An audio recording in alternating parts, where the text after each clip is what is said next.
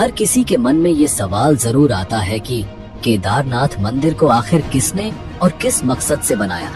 और सबसे चौंकाने वाली बात ये है कि केदारनाथ धाम का शिवलिंग बाकी शिवलिंगों से इतना अलग क्यों है, इसके पीछे कौन सा रहस्य छिपा है। हजारों साल पहले जब विज्ञान की आज की तरह तरक्की नहीं हुई थी, तब उस दौर के लोग इस मंदिर को बनाने के लिए इंटरलॉकिंग जैसी आधुनिक टेक्नोलॉजी को कैसे जानते थे। और सबसे हैरान करने वाली बात यह है कि बिना किसी नुकसान के 400 सालों तक ये मंदिर बर्फ में कैसे दबा रहा और इसके पीछे की कहानी क्या है। जब मंदिर के कपाट 6 महीने के लिए बंद हो जाते हैं, तब अंदर जलने वाला दीपक आखिर 6 महीने तक कैसे निरंतर जलता रहता है। और सबसे बड़ा सवाल 2013 की बाढ़ के समय जब पूरा क्षेत्र तबाह हो गया था, तो मंदिर को बचाने के लिए पीछे से आई विशाल भीमशिला किसने रखी। क्या ये सब महज एक संयोग था या किसी दैवीय शक्ति का चमत्कार। इन सभी रहस्यमयी घटनाओं का जवाब ढूंढने के लिए हमारे साथ बने रहिए, क्योंकि इस डॉक्यूमेंट्री में हम आपको केदारनाथ धाम के अनसुने रहस्य आपको बताएंगे। ये वो रहस्य हैं जिनका जवाब शायद आज भी विज्ञान के पास नहीं है। भारत के उत्तराखंड में बसा केदारनाथ धाम केवल एक मंदिर नहीं, बल्कि आस्था, रहस्य और चमत्कारों का अद्भुत संगम है। हिमालय की ऊंचाइयों में 12 ज्योतिर्लिंगों में से एक यह पवित्र स्थल सदियों से भक्तों को अपनी ओर खींचता आया है। पर क्या आप जानते हैं कि इस मंदिर के हर पत्थर के पीछे छिपी हैं अनगिनत कहानियां, जो केवल आस्था ही नहीं बल्कि चमत्कारों और विज्ञान से भी जुड़ी हैं।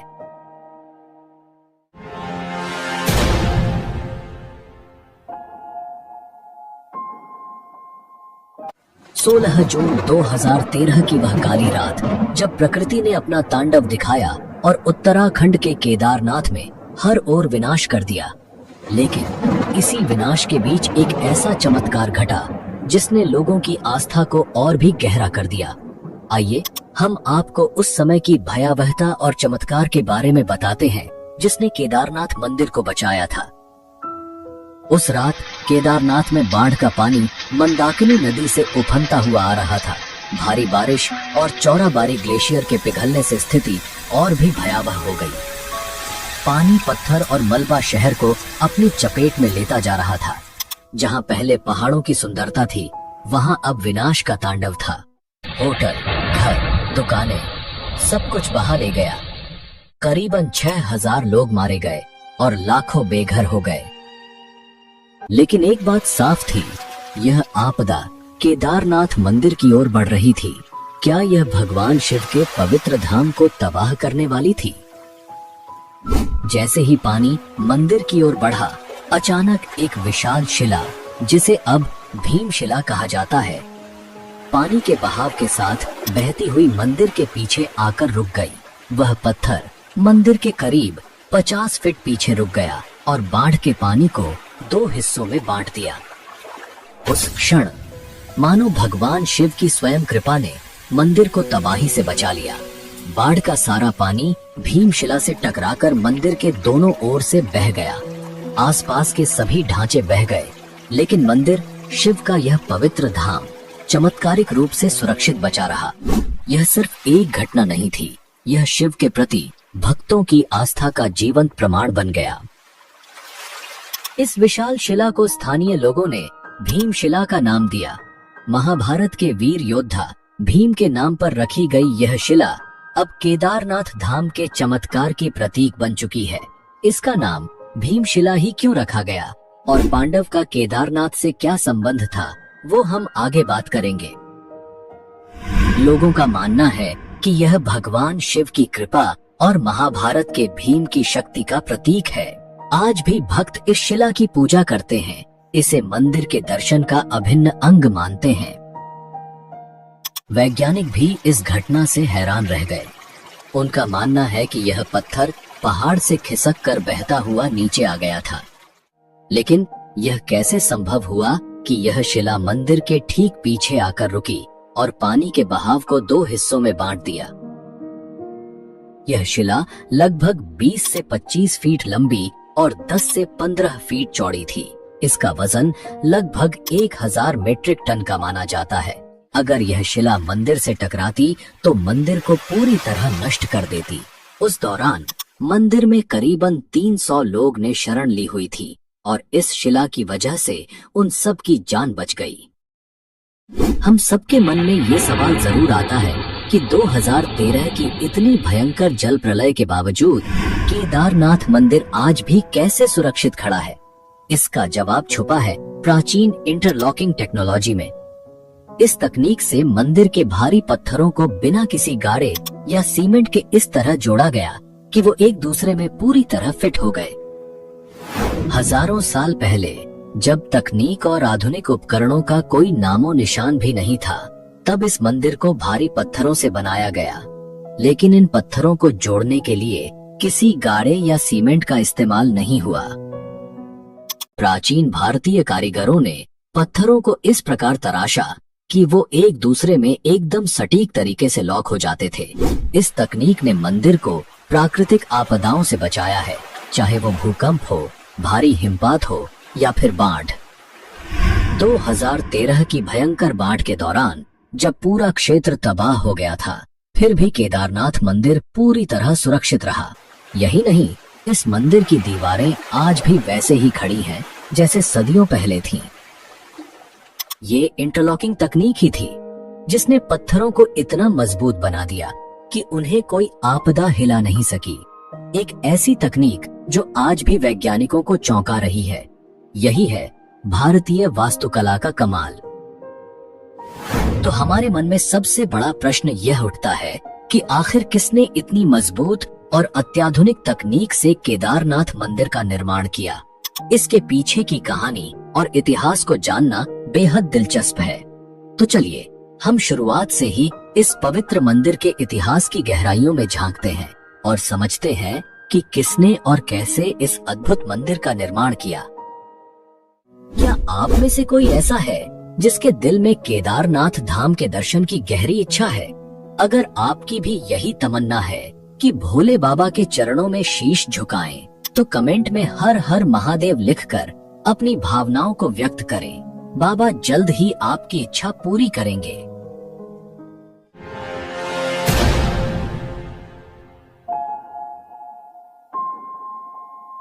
केदारनाथ मंदिर का निर्माण अत्यंत रहस्यमय और प्राचीन माना जाता है। यह मंदिर न केवल धार्मिक दृष्टि से महत्वपूर्ण है, बल्कि इसके निर्माण के साथ जुड़ी पौराणिक कथाएं इस स्थल को और भी अधिक अलौकिक और रहस्यमयी बनाती हैं। इसमें हम 3 कथा पर बात करेंगे, जिसमें सबसे प्रसिद्ध कथा है महाभारत की। तो आइए जानते हैं इस मंदिर के निर्माण के बारे में। धार्मिक ग्रंथों में वर्णित कथा के अनुसार महाभारत के युद्ध में विजय प्राप्त करने के बाद युधिष्ठिर को हस्तिनापुर का राजा घोषित किया गया। लगभग 4 दशकों तक उन्होंने हस्तिनापुर पर शासन किया। एक दिन पांडव भगवान श्री कृष्ण के साथ बैठकर महाभारत युद्ध की समीक्षा कर रहे थे। उस समय पांडवों ने श्री कृष्ण से कहा, हे नारायण, हम भाइयों पर अपने बंधु बांधवों और गुरुजनों की हत्या का कलंक है। इस कलंक को कैसे मिटाया जाए? श्री कृष्ण ने उत्तर दिया, भले ही तुमने युद्ध में विजय प्राप्त की हो, लेकिन तुमने अपने बंधु बांधवों का वध किया है और इसके कारण तुम पाप के भागी बने हो। इन पापों से मुक्ति सिर्फ महादेव ही दिला सकते हैं। इसलिए अब समय आ गया है कि तुम महादेव की शरण में जाओ। इसके बाद श्री कृष्ण द्वारका लौट गए और पांडव पापों से मुक्ति के लिए चिंतित रहने लगे। उसी दौरान पांडवों को खबर मिली कि भगवान श्री कृष्ण ने अपना देह त्याग दिया है। इस दुखद समाचार ने पांडवों को झकझोर दिया। अब जब उनके सदा के सहायक कृष्ण भी नहीं रहे, पांडवों ने अपने राज्य परीक्षित को सौंप दिया और द्रौपदी सहित भगवान शिव की तलाश में निकल पड़े। सबसे पहले पांडव काशी पहुँचे, लेकिन वहाँ भोलेनाथ के दर्शन नहीं हुए। वे कई अन्य स्थानों पर भी गए, परंतु जहाँ भी पांडव पहुँचते, शिव जी वहाँ से चले जाते। इस खोज में वे एक दिन हिमालय तक आ पहुँचे। तब भगवान शिव ने पांडवों को आता देख नंदी का रूप धारण कर लिया और पशुओं के झुंड में चले गए। भगवान शिव को पाने के लिए भीम ने एक योजना बनाई। उन्होंने विशाल रूप धारण कर अपने पैर केदार पर्वत के दोनों ओर फैला दिए ताकि कोई भी पशु उनके पैरों के बीच से निकल सके। लेकिन नंदी रूपी भगवान शिव ने ऐसा नहीं किया। तभी भीम ने नंदी को पहचान लिया और पकड़ने का प्रयास किया, लेकिन शिवजी धरती में समाने लगे। भीम ने उनका पिछला हिस्सा पकड़ लिया। भगवान शिव पांडवों की भक्ति से प्रसन्न हुए और उन्हें दर्शन देकर उनके पापों से मुक्त कर दिया। तभी से भगवान शिव यहाँ नंदी की पीठ के रूप में पूजे जाते हैं। इसी वजह से केदारनाथ का शिवलिंग बाकी शिवलिंगों से अलग है।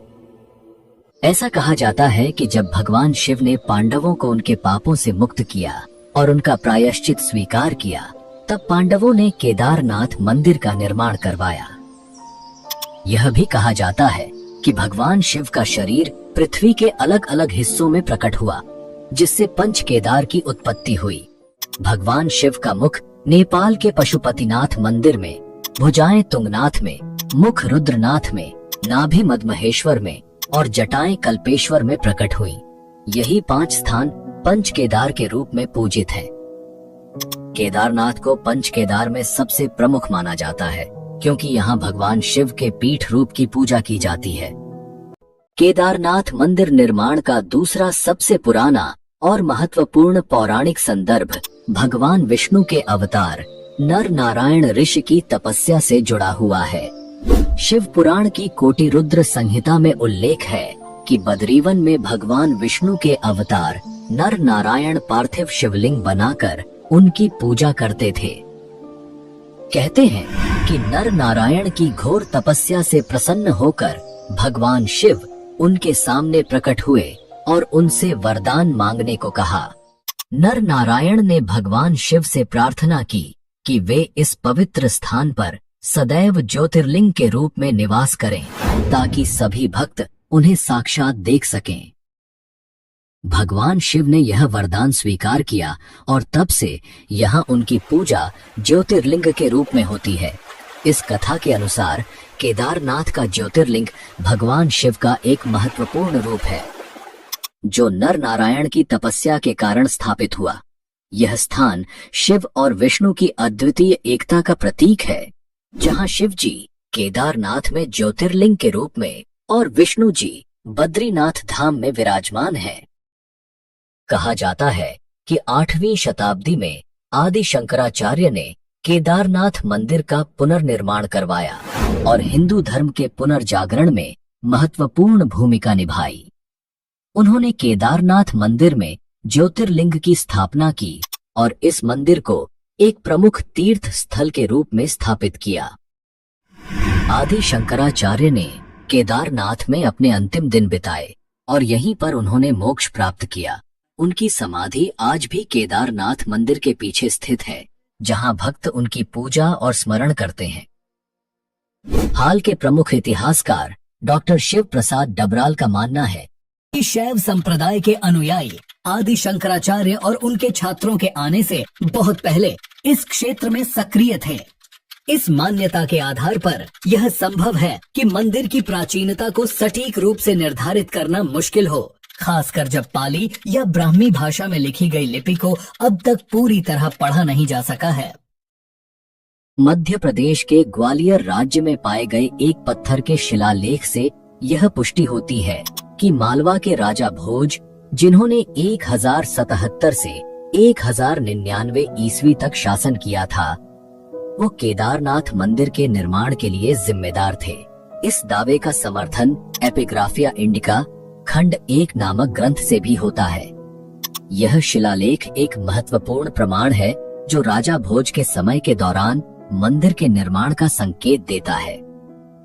साल 1882 में लिखे गए हिमालयन गजेटियर के अनुसार केदारनाथ मंदिर का एक बड़ा हिस्सा पत्थर से निर्मित है, जिसमें सोने का मुलम्मा चढ़ा हुआ एक टॉवर गर्भगृह की छत पर मौजूद है। मंदिर के सामने पंडों के पक्के मकान तीर्थयात्रियों के ठहरने के लिए हैं, जबकि पुजारी या पुरोहित भवन के दक्षिणी ओर रहते हैं। इस विवरण के अनुसार मंदिर का वर्तमान ढांचा अपेक्षाकृत नया है, जबकि पुराना भवन गिरकर नष्ट हो चुका था। आपको क्या लगता है केदारनाथ मंदिर कितने साल पुराना हो सकता है और इसका निर्माण किसने करवाया होगा? आपकी राय कमेंट करके हमें जरूर बताएं, ताकि आपके तर्क और विचार भी लोग देख सकें।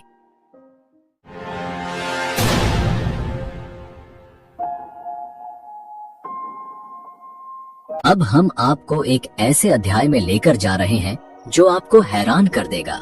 यह केदारनाथ धाम के इतिहास का वो हिस्सा है जब यह भव्य मंदिर 400 साल तक बर्फ में दबा रहा और फिर भी सुरक्षित बचा रहा। यह कैसे संभव हुआ? क्या यह भगवान शिव की कृपा थी या प्रकृति के अद्भुत विज्ञान का चमत्कार? इस रहस्य को समझने के लिए हमें इतिहास के पन्नों में और गहरे उतरना होगा।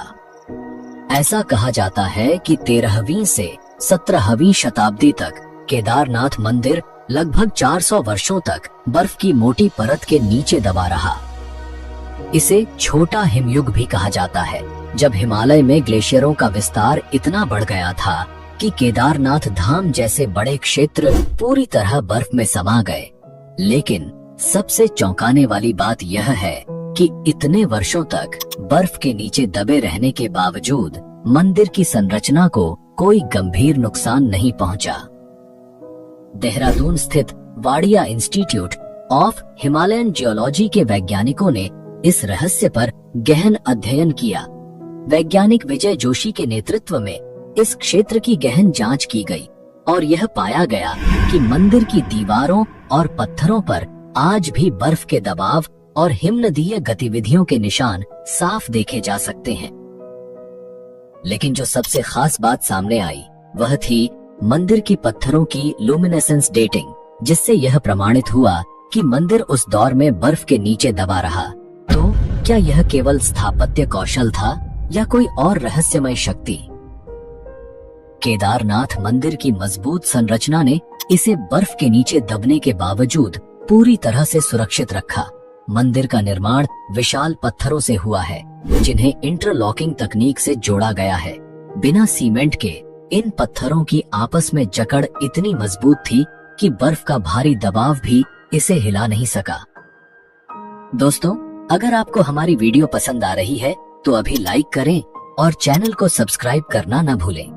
आपका एक लाइक और सब्सक्रिप्शन हमें और भी बेहतर कंटेंट लाने में मदद करेगा।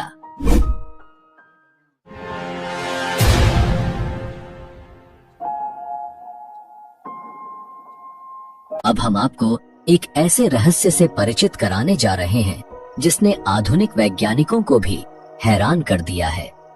केदारनाथ और रामेश्वरम के बीच का गहरा जियोमेट्रिकल अलाइनमेंट ये वाकई एक चौंकाने वाली बात है। सोचिए, ये दोनों मंदिर एक सीधी रेखा में कैसे हो सकते हैं, जबकि ये हजारों किलोमीटर दूर हैं। जब आप इस रहस्य के बारे में जानेंगे तो हैरान रह जाएंगे। यह प्राचीन भारतीय ज्ञान और वास्तुकला का एक अद्भुत उदाहरण है, जिसे आज की आधुनिक दुनिया में समझना कठिन है। क्या आपने कभी सोचा है कि केदारनाथ और रामेश्वरम जैसे दूरस्थ मंदिर कैसे एक ही रेखा पर हो सकते हैं? ये रहस्य न सिर्फ श्रद्धालुओं को बल्कि वैज्ञानिकों को भी हैरान कर चुका है। उत्तराखंड के केदारनाथ और दक्षिण भारत के रामेश्वरम ज्योतिर्लिंग 79 डिग्री देशांतर रेखा पर स्थित है। लेकिन यही नहीं, इनके बीच 5 और शिव मंदिर हैं, जो सृष्टि के पंच तत्वों जल, वायु, अग्नि, आकाश और धरती का प्रतिनिधित्व करते हैं। अब सोचिए, हजारों साल पहले जब उपग्रह तकनीक या जीपीएस जैसी कोई आधुनिक तकनीक नहीं थी, तब भी हमारे प्राचीन वास्तुकारों ने इतनी सटीकता से इन मंदिरों को एक सीध रेखा में कैसे स्थापित किया। यह जानकर हैरानी होती है कि केदारनाथ और रामेश्वरम के बीच 2383 किलोमीटर की दूरी है और इन सातों मंदिरों का एक ही रेखा में होना महज संयोग नहीं हो सकता। इन मंदिरों की स्थापना 1500 से 2000 साल पहले हुई थी और वैज्ञानिक दृष्टिकोण से ये एक अद्भुत ज्योमेट्रिकल अलाइनमेंट का हिस्सा है। यह सिर्फ धार्मिक नहीं बल्कि ब्रह्मांडीय संतुलन की भी एक झलक देता है। ये इस बात का प्रमाण है कि हमारे पूर्वजों के पास गहरे वास्तुकला और भूगोल का ज्ञान था। अब आइए इस अद्भुत 79 डिग्री देशांतर रेखा के बारे में बात करें। इस रेखा पर केदारनाथ और रामेश्वरम के बीच 5 और महत्वपूर्ण मंदिर स्थित हैं। कालेश्वर, श्रीकालाहस्ती, एकम्बरेश्वर, अरुणाचलेश्वर और चिदम्बरम मंदिर। यह सोचने पर मजबूर कर देता है कि कैसे प्राचीन वास्तुकारों ने बिना किसी आधुनिक तकनीक के यह सब किया। उज्जैन के महर्षि पाणिनि संस्कृत विश्वविद्यालय के प्रोफेसर डॉक्टर उपेंद्र भार्गव का भी यही कहना है। यह तथ्य सही है कि ये मंदिर 79 डिग्री देशांतर पर स्थित हैं। हालांकि इनकी स्थापना अलग अलग समय पर हुई, इसलिए यह कहना कठिन है कि इन्हें किसी विशेष जियोमेट्रिकल अलाइनमेंट के तहत बनाया गया था। लेकिन एक बात निश्चित है, इन मंदिरों की स्थापना में अक्षांश और देशांतर का पूरा ध्यान रखा गया था और वास्तु सिद्धांतों का सटीक पालन किया गया है। ये रहस्य आज भी बना हुआ है, जो हमें प्राचीन भारतीय ज्ञान और विज्ञान की गहराई से रूबरू कराता है। ऐसे में क्या आप भी सोच रहे हैं कि यह सब कैसे संभव हुआ? क्या यह महज संयोग है या प्राचीन ज्ञान का कोई अदृश्य सूत्र? यह सवाल हम सभी को सोचने पर मजबूर करता है। क्या आपको पता है कि विमान का कॉन्सेप्ट प्राचीन भारतीय शास्त्रों में मिलता है और आज भी लोग इसका उपयोग करते हैं? अगर आपको भी ऐसी प्राचीन भारतीय टेक्नोलॉजी के बारे में पता है तो कमेंट में जरूर बताएं। इससे दूसरे लोग भी हमारी प्राचीन तकनीक के बारे में जान सकेंगे।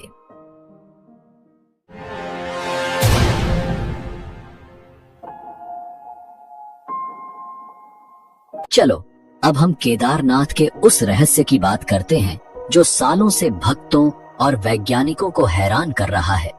हर साल जब केदारनाथ मंदिर के कपाट सर्दियों में बंद हो जाते हैं तो मंदिर के अंदर जलने वाला दीपक अगले 6 महीने तक बिना बुझा रहता है। ये कैसे संभव है जबकि कोई भी व्यक्ति वहां मौजूद नहीं होता? और इतना ही नहीं, जब मंदिर के कपाट बंद होते हैं तो सवाल ये उठता है कि इस दौरान शिवलिंग की पूजा कौन करता है? मंदिर के कपाट बंद होने के बाद ये रहस्यमयी घटनाएं आज भी लोगों के लिए एक गहरे आश्चर्य का विषय है, जिसे न तो पूरी तरह से समझा जा सका है और न ही वैज्ञानिक इसका कोई ठोस प्रमाण दे पाए हैं। हर साल सर्दियों में भाई दूज के बाद जब बर्फ की सफेद चादर हिमालय पर फैल जाती है और इंसानों की पहुंच इस ऊंचाई तक नामुमकिन हो जाती है, तब केदारनाथ के कपाट बंद कर दिए जाते हैं। करीब 6 महीने तक यह मंदिर बंद रहता है। पौराणिक कथाओं के अनुसार जब सर्दियों के दौरान केदारनाथ मंदिर के कपाट बंद होते हैं, तब देवता और गंधर्व यहाँ आकर भगवान शिव की पूजा करते हैं। यह माना जाता है कि जब मंदिर में आम लोगों की पूजा बंद हो जाती है, तब भगवान शिव देवताओं और गंधर्वों के साथ यहाँ निवास करते हैं। जब मंदिर के कपाट बंद किए जाते हैं, तब मंदिर के अंदर एक दीपक जलाया जाता है। यह दीपक बिना किसी देखरेख के पूरे 6 महीने तक अविरत जलता रहता है और जब कपाट फिर से खोले जाते हैं, तब यह दीपक जलता हुआ मिलता है, जैसे मानो उस जगह पर शिव की दिव्यता कभी भी नहीं बुझती। क्या यह सच में किसी चमत्कार से कम है? एक ऐसा दीपक जो इंसानों की अनुपस्थिति में भी लगातार जलता रहता है और वह भी महीनों तक। इस रहस्यमयी घटना ने भक्तों के दिलों में गहरा विश्वास पैदा किया है। लिए यह इस बात का प्रमाण है कि भगवान शिव की उपस्थिति यहाँ हर समय बनी रहती है और जब इंसान दूर होते हैं तब भी यह धाम खाली नहीं होता, क्योंकि देवताओं का आगमन होता है। वैज्ञानिक दृष्टिकोण से 6 महीने तक जलने वाला दीपक और मंदिर की स्वच्छता अभी भी एक रहस्य है। कैसे संभव है कि इतने लंबे समय तक कोई दीपक बिना किसी बाहरी मदद के जलता रहे और कपाट खुलने के बाद मंदिर की सफाई और व्यवस्था ज्यों की त्यों मिलती है, मानो कोई वहां नियमित पूजा करता रहा हो। वैज्ञानिक अभी भी इस घटना को पूरी तरह से समझने में असमर्थ हैं। कपाट बंद होने के दौरान भगवान शिव की प्रतिमा और मंदिर से जुड़े धार्मिक प्रतीक, जिन्हें दंडी कहा जाता है, को विशेष सम्मान के साथ ऊखीमठ ले जाया जाता है। ऊखीमठ उत्तराखंड का एक पवित्र स्थल है, जहां भगवान केदारनाथ के विग्रह को सर्दियों के दौरान सुरक्षित रखा जाता है। वहां भगवान शिव की पूजा 6 महीने तक नियमित रूप से जारी रहती है। ऊखीमठ वह स्थान है जहां मंदाकिनी और अलकनंदा नदियां मिलती हैं और इसे केदारनाथ के शीतकालीन धाम के रूप में जाना जाता है। मंदिर के मुख्य पुजारी और अन्य पुरोहित ससम्मान भगवान शिव की प्रतिमा को लेकर पहाड़ के नीचे ऊखीमठ जाते हैं। यह प्रक्रिया विशेष मंत्रोच्चारण और अनुष्ठानों के साथ की जाती है। केदारनाथ मंदिर की पूजा व्यवस्था बहुत ही विशेष और प्राचीन परंपराओं से जुड़ी हुई है। इस मंदिर में पूजा का संचालन विशेष रूप से कर्नाटक के वीराशैव जंगम समुदाय के पुजारियों द्वारा किया जाता है, जिन्हें रावल कहा जाता है। रावल पुजारी यहाँ के मुख्य पुजारी होते हैं और भगवान शिव के सभी अनुष्ठानों का संचालन करते हैं। यह परंपरा सदियों पुरानी है और पीढ़ी दर पीढ़ी चली आ रही है। रावल पुजारी कर्नाटक के इसी समुदाय से चुने जाते हैं और उनके परिवार के लोग ही इस विशेष भूमिका को निभाते हैं। खास बात यह है कि केदारनाथ मंदिर के सभी प्रमुख अनुष्ठान कन्नड़ भाषा में ही संपन्न होते हैं। यह परंपरा प्राचीन काल से चली आ रही है और आज भी इसका पूरी श्रद्धा और विधि से पालन किया जाता है।